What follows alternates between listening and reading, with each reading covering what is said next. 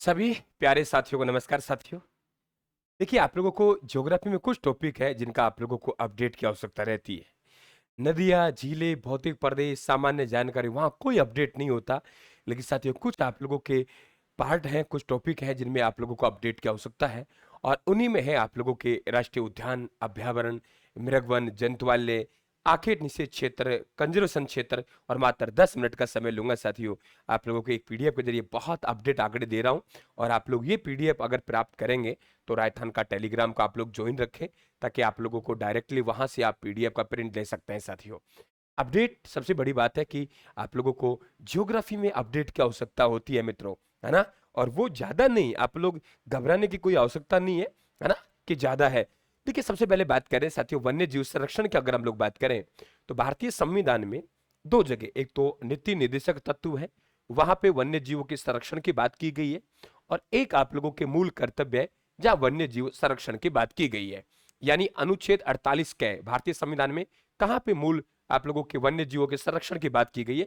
यह अपने आप में अच्छा सवाल, और आराम से आप लोग बता देंगे कि सर संविधान के दो अनुच्छेद है, एक नीति निर्देशक तत्व अनुच्छेद 48 क, और एक आपका मूल कर्तव्य अनुच्छेद 51 क में।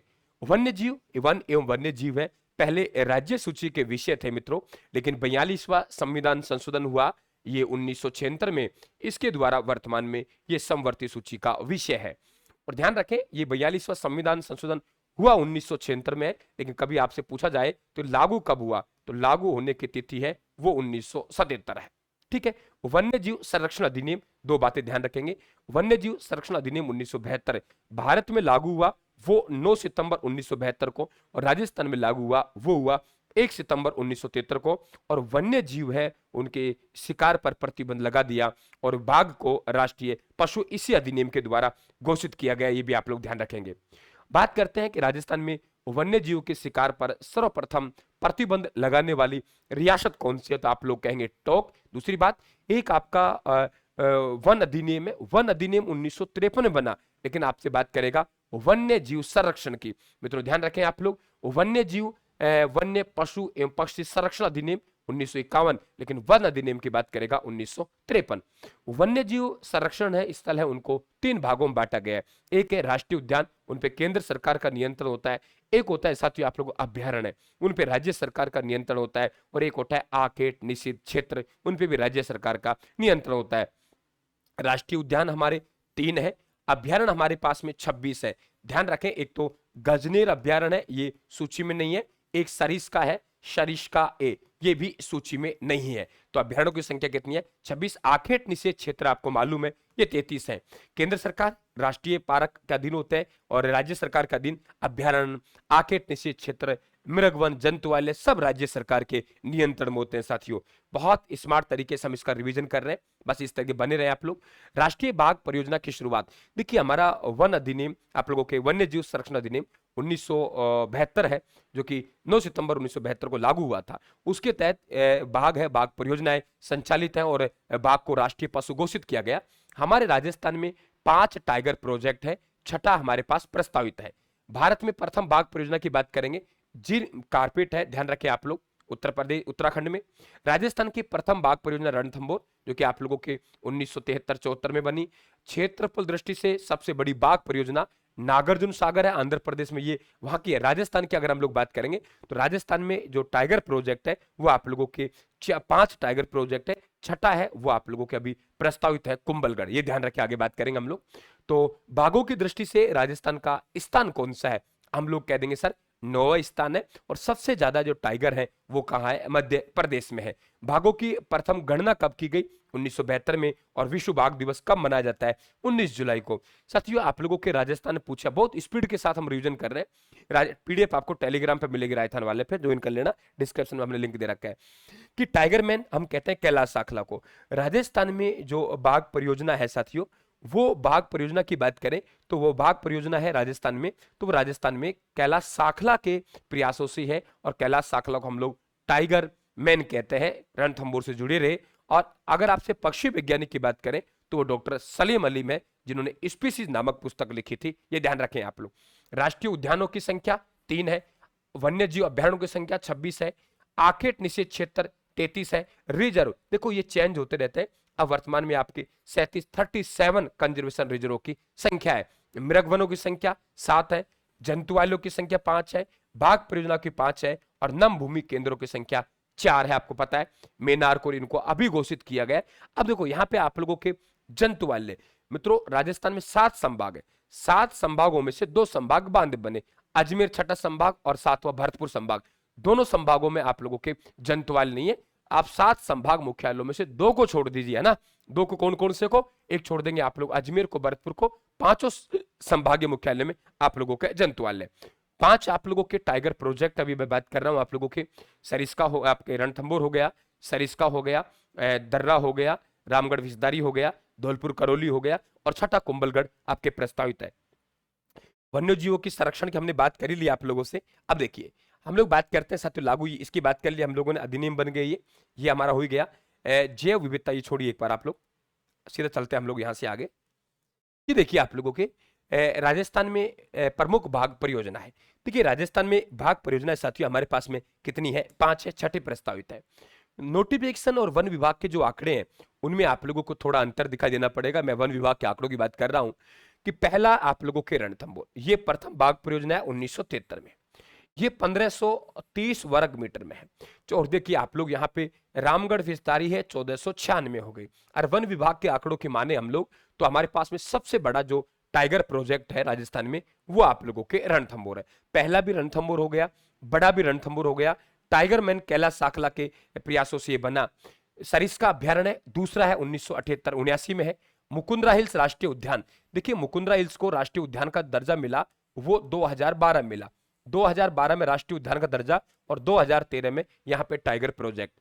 रामगढ़ विषधारी जो कि बूंदी में है, इसे रणथंभौर के बाघों का जच्चा घर कहते हैं, ये 2021 में साथियों 1400 आप लोगों के 96। धौलपुर करौली की बात करें आप लोगों के 599.64 वर्ग किमी, ये टाइगर प्रोजेक्ट है। ये आप लोगों के जैसे राष्ट्रीय उद्यान उससे बाहर का इलाका भी कवर किया है। जैसे रणथंभौर राष्ट्रीय उद्यान उदाहरण पर सवाई माधोपुर में तो है हमारे पास में, लेकिन इसमें बाघ परियोजना में करौली बूंदी टोंक का भी क्षेत्र लिया है ना। ये ध्यान रखें, कोटा बूंदी झालावाड़ चित्तौड़ इसमें लिया है। रामगढ़ विस्तारी बूंदी में तो है लेकिन इसके आसपास का इलाका भी हमने लिया है। तो ये विशेषकर ध्यान रखें, ऐसा नहीं है कि जो राष्ट्रीय उद्यान जो अभ्यारण्य जितना फैला हुआ है उतने में ये है, ये बहुत इंपॉर्टेंट बनेगा आप लोगों के।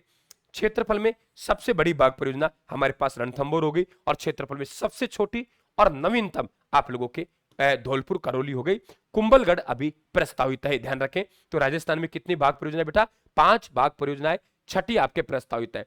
राजस्थान में मृगवन, देखिए जंतुआल्य हमारे पास 5 है, मृगवन हमारे पास 7 है। जंतुआल्य आप लोगों को याद हो गए होंगे कि सब जंतुआल्य संभागीय मुख्यालयों पर है, लेकिन संभाग 7 है, जंतुआल्य 5 है। फिर हम लोग क्या करें सर, तो हम कह देंगे गुरुजी लास्ट वाले संभाग बने हमारे पास में अजमेर संभाग और भरतपुर संभाग पे हमारा क्या नहीं है, जंतुआल्य नहीं है।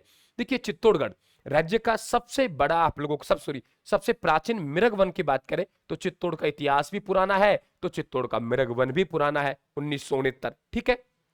सज्जनगढ़ की उदयपुर हम बात करें, चित्तौड़ उदयपुर का इतिहास पुराना है तो चित्तौड़गढ़ के बाद में सज्जनगढ़ आ जाइए उदयपुर में, राज्य का दूसरा प्राचीन मृगवन। तो पहला मृगवन चित्तौड़गढ़ 1969, दूसरा मृगवन सज्जनगढ़ 1984, क्लियर। इसके बाद बात करें पुष्कर कहां आएगा, अजमेर में 1985 और माचिया सफारी जोधपुर में 1985। देखिए आराम से याद होगा, चित्तौड़गढ़ चित्तौड़गढ़ चित्तौड़गढ़ चित्तौड़गढ़ की बात करें हम कह देंगे सर 1969 में। सज्जनगढ़ उदयपुर में हो गए। सज्जनगढ़ राजस्थान का सबसे छोटा अभ्यारण्य भी है, सज्जनगढ़ का दुर्ग भी है जिसे मेवाड़ का मुकुटमणि कहते हैं, ठीक है। इसके बाद बात करें हम लोग पुष्कर, आप एक स्टेप आ जाइए 1985 में। माचिया सफारी की बात करेंगे हम लोग, माचिया सफारी की बेटा आप लोगों के ये थोड़ी गलती है, करेक्शन है, तो आप लोगों के माचिया सफारी की बात करेंगे तो आप लोगों के 1985 में, ठीक है। समझ गए आप, माचिया सफारी की बात करेंगे 1985 में, माचिया सफारी बात करेंगे 1985 में, क्लियर। आपके अशोक विहार मृगवन की बात करेंगे तो जयपुर में 1986 में, ठीक है। सबसे प्राचीन अगर आप लोगों से मृगवन की बात करेगा तो वो मृगवन कहां है, चित्तौड़गढ़ में 1969। सज्जनगढ़ में फिर निवेदन कर रहा हूं आप लोगों से, सज्जनगढ़ जो हमारे पास में है वो राजस्थान का दुर्ग भी है, उसे हम लोग ध्यान रखें। सज्जनगढ़ का हमारे पास में अभ्यारण्य भी है, सज्जनगढ़ हमारे पास में क्या है, अभ्यारण्य भी है। सज्जनगढ़ हमारे पास में अभ्यारण्य भी है। सज्जनगढ़ जो अभ्यारण्य है वो राजस्थान का सबसे छोटा अभ्यारण्य है ना। सज्जनगढ़ अभ्यारण्य वो राजस्थान का सबसे छोटा अभ्यारण्य है। सज्जनगढ़ अभ्यारण्य वो राजस्थान का सबसे छोटा अभ्यारण्य, सबसे छोटा अभ्यारण्य ये 1986 है बेटा, ध्यान रखें आप लोग, ठीक है। सबसे छोटा अभ्यारण्य, सबसे छोटा अभ्यारण्य, सबसे छोटा अभ्यारण्य, सबसे छोटा अभ्यारण्य, सबसे छोटा अभ्यारण्य। आप देख रहे हो यहाँ पे कि आप लोगों के चित्तौड़गढ़ी है जो 1969 में, बाकी 1984, 85, 86 में सब सुलटे हुए हैं। अशोक विहार और संजय उद्यान दोनों कहां है आप लोगों के? जयपुर में। कौन सा राष्ट्रीय उद्यान आप लोगों को मृग वन है जो NH 48 पर स्थित है? संजय उद्यान। सचिवालय विधानसभा के पास स्थित अशोक विहार। अमृता देवी मृग वन खेजड़ी में, और ये ध्यान रखें आप लोग खेजड़ी गांव जोधपुर में, वहां आपका वृक्ष बलिदान भी हुआ था, तो विश्व का एकमात्र वृक्ष मेला लगता है, यहां लगेगा साथियों। जंतुआलय 5 जंतुआलय, जिसमें से हमारे पास में कुछ जंतुआलय बंद भी है। जयपुर जंतुआलय, ये ध्यान रखें आप लोग, राज्य का सबसे प्राचीन जंतुआलय 1876 में, वहां हमारे पास 1869 था। चित्तौड़गढ़ मृगवन सबसे प्राचीन मृगवन था, ये ध्यान रखें। जयपुर जंतुआलय 1876 सवाई राम सिंह द्वितीय द्वारा स्थापित है रामनिवास बाग में, और राज्य का सबसे बड़ा भी है और सबसे प्राचीन भी है। क्लियर। मगरमच्छ और घड़ियाल है, घड़ियालों के ये कृत्रिम प्रजनन केंद्र के रूप में प्रसिद्ध है। उदयपुर जंतुआलय आप लोगों के माफी पाऊंगा, उदयपुर जंतुआलय कहां आ गया? उदयपुर में आ गया। उदयपुर जंतुआलय उदयपुर में महाराणा स्वरूप सिंह द्वारा गुलाब बाग में स्थापित किया गया था। बीकानेर जंतुआलय बीकानेर 1922 वर्तमान बंद है। जोधपुर जंतुआलय गोडाउन के कृत्रिम प्रजनन के लिए प्रसिद्ध है। गोडाउन पक्षी है, वो अपना अंडा जमीन पर नहीं देता है, वो सेवण घास पर देता है, और सेवण घास को गोडाउन पक्षी के हम लोग प्रजनन स्थली भी कहते हैं। कोटा जोधपुर जंतुआलय, कोटा जंतुआलय राजस्थान का सबसे नवीनतम जंतुआलय है। तो साथियों ये आप लोगों के कुछ अपडेट्स आपके सामने थे, मैंने स्पीड के साथ निकला हूं, ये PDF आप लोग प्राप्त कर लेना। जैविक उद्यान, देखिए जैविक उद्यान की बात करेंगे तो आप लोगों के सज्जनगढ़, देखो सज्जनगढ़ हमारे पास में, अभी आपको आप लोगों के सज्जनगढ़ मृगवन पढ़ाया। सज्जनगढ़ बायोलॉजिकल पार्क उदयपुर में है। राज्य का प्रथम बायोलॉजिकल पार्क बात करेगा तो सज्जनगढ़ है उदयपुर में। सज्जनगढ़ का अभ्यारण्य भी है जो क्षेत्रफल में सबसे छोटा अभ्यारण्य है, 5.19 वर्ग किमी। माचिया बायोलॉजिकल पार्क जोधपुर में, ये दूसरा 2015-2016, तो राज्य का दूसरा बायोलॉजिकल पार्क है वो आपका माचिया बायोलॉजिकल पार्क जोधपुर में। राज्य का तीसरा नाहरगढ़, सज्जनगढ़ माचिया नाहरगढ़, सज्जनगढ़ माचिया नाहरगढ़। सज्जनगढ़ आपका एक साल पहले 15 में, माचिया बायोलॉजिकल पार्क जोधपुर 16 में, और नाहरगढ़ जयपुर में 2016 में। अबेड़ा बायोलॉजिकल पार्क आपको मालूम है, अबेड़ा एक साथियों महल भी है जिसे हाड़ौती का हवा महल कहते हैं, कोटा में, सन याद मत करना आप लोग, है ना। मरुधरा ये निर्माणाधीन है बीकानेर में।